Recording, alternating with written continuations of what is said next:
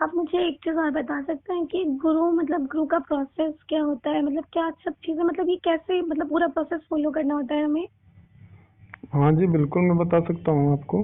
हाँ जी। फिलहाल सबसे पहले आप तो ये जान लीजिए कि कोई भी महिला है, वो महिला ज़रूरी नहीं है कि किसी महिला को ही गुरु बनाए, हाँ या जी। कोई पुरुष है तो वो ज़रूरी नहीं है कि किसी पुरुष को ही गुरु बनाए। ठीक है? हम्म। किसी भी महिला का गुरु पुरुष भी हो सकता है और किसी भी पुरुष का गुरु महिला भी हो सकती हैं। हम्म। अध्यात्म में इस प्रकार की चीज़ें चलती हैं। ठीक है? हाँ जी। और दूसरी बात, गुरु बनाने का जो प्रोसेस है, मेरे हिसाब से तो कोई प्रोसेस नहीं होता है।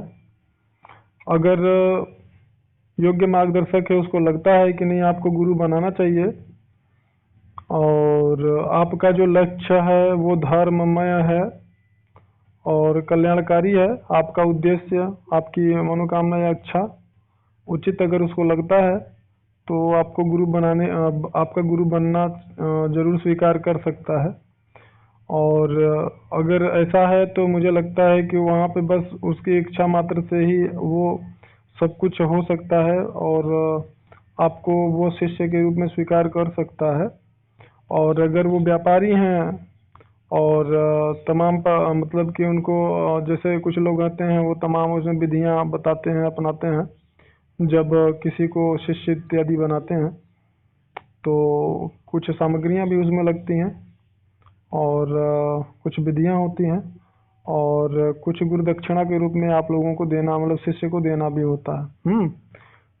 लेकिन ये सब चीज़ हमारे मार्ग में बिल्कुल भी मतलब नहीं चलता है।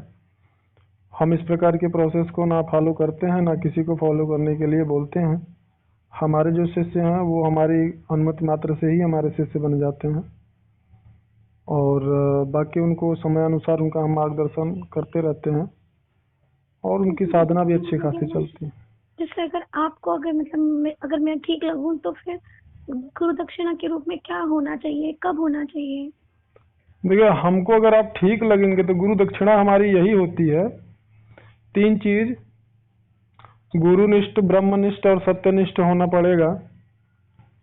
और दूसरा कि हमारे नाम पर किसी भी असहाय या असमर्थ व्यक्ति, जो कमा करके खाने में असमर्थ हो, ऐसा कोई अगर आपको भिखारी मिलता है, तो आप हमारे नाम से उसको, जो आपका सामर्थ्य है वो पैसा आप उसको दे देंगे।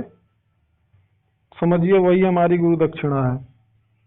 और इसके पहले जो मैंने बोला, गुरुनिष्ठ, सत्यनिष्ठ और ब्रह्मनिष्ठ, तो हमारे शिष्य बनने से पहले हम लोगों को यही बताते भी हैं।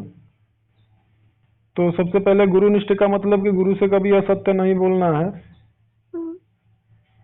जो भी चीजें हैं, अगर गुरु ने कोई निर्देश दे दिया है कि आपको ऐसा करना है, तो आप ये मत कभी सोचिए कि आप करें या ना करें, क्या गुरु आपको देख रहा है क्या। ऐसी भाव मन में नहीं आना चाहिए, और वो चीज़ पूरी ईमानदारी से आपको निभाना चाहिए। ये हो गया गुरुनिष्ठ। और दूसरा सत्यनिष्ठ। सत्यनिष्ठ का मतलब जितना भी ज़्यादा से ज़्यादा हो सके सत्य का अनुसरण करिए, सत्य बोलिए। ठीक है? बहुत ज़्यादा संवेदनशील और जटिल परिस्थिति हो जाती है कि जहाँ पे कि आपको लगता है कि नहीं, यहाँ पे असत्य बोलने से कुछ अच्छा हो सकता है, किसी का भला हो सकता है, ठीक है, किसी की जिंदगी जिंदगी बच सकती है। ऐसी स्थिति में आप अपने अनुसार अपना मार्ग निर्धारित कर सकते हैं। लेकिन 99% अगर आप प्रयास करें कि हम सच बोले, तो सच ही बोलिए आप। ठीक है? वैसे तो 100% बोलना चाहिए, लेकिन अब आप लोग सांसारिक जीवन में हैं, तो यहाँ पे अधर्म और असत्य का ही ज़्यादातर व्यापार चल रहा है। हाँ जी। तो हो सकता है कि 100% आपको सत्य बोलने में कोई समस्या आए, तो उसमें आप अपना मार्ग स्वयं निर्धारित करें कि आपको क्या बोलना है। हाँ जी। हाँ जी। तो दूसरा हो गया सत्यनिष्ठ, और तीसरा हो गया ब्रह्मनिष्ठ। ब्रह्मनिष्ठ का मतलब होता है कि आप जो भी कर रहे हो,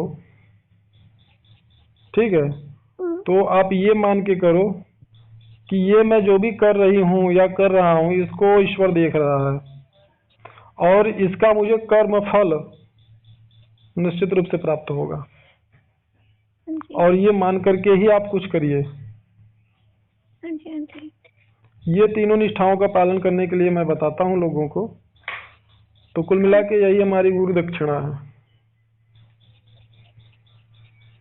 हाँ जी, बट मैं आपसे एक पर्सनल सवाल पूछ सकती हूँ? हाँ जी, बताइए। मतलब जैसे हर किसी को भी जीने के लिए तो खर्चा तो चाहिए ही होता है। जैसे आप गुरु दक्षिणा भी नहीं लेते हैं तो आप कुछ काम करते हैं? जी नहीं। फिर आप कैसे? हमको यदि कुछ चाहिए होता है तो हम अपने साधक और साधिकाओं से बोल देते हैं, जिनको लगता है कि हमें लगता है कि हाँ इनकी सामर्थ्य है। अच्छा। ठीक है, इनकी हाँ जी। सामर्थ्य है, इनके पास मतलब प्रॉपर्टी है या संपत्ति है या पैसे हैं, बैंक बैलेंस जो भी है, तो मैं हाँ उनसे जी। बोल देता हूँ कि मुझे इतने पैसों की आवश्यकता है, मुझे अगर आप मेरा सहयोग कर सकते हैं, अगर दे सकते हैं तो आप दे दीजिए। अच्छा अच्छा। क्योंकि मैं क्या है कि एक मतलब ब्राह्मण फैमिली से बिलोंग करता हूँ। हाँ जी। और वैसे भी ब्राह्मणों का जो है वो पुराना परंपरा है भिक्षावृत्ति। हाँ जी। ठीक है, तो हमें किसी से भी मांगने में कोई संकोच नहीं होता, लेकिन हम किसी को बेवकूफ़ बना करके गुरु दक्षिणा के नाम पर और दीक्षा के नाम पर और सामग्री बेचने के नाम पर या साधना सिखाने के नाम पर मार्गदर्शन शुल्क के नाम पे कहिए कि या फिर ये बोले कि इसमें आप जुड़ जाइए पेड ग्रुप पे, इतना पैसे देंगे तो ये हो जाएगा। तो इस प्रकार की चीज़ों से मैं थोड़ा परहेज करता हूँ, जी हाँ जी। क्योंकि ये जो चीज़ें होती हैं आज नहीं कल भविष्य में हमें आपको भुगतनी होती हैं। आज जो कर्म हम आप करेंगे वो कभी न कभी आने वाले समय में प्रकृति के द्वारा सूद और ब्याज जोड़ करके वो हमें भुगतने के लिए तैयार रहेगा उसका फल। तो मैं ऐसा कोई कर्म नहीं करना चाहता हूँ जिससे कि आने वाला जो समय हो उस समय में उस कर्म को भुगतते हुए हमें तकलीफ हो।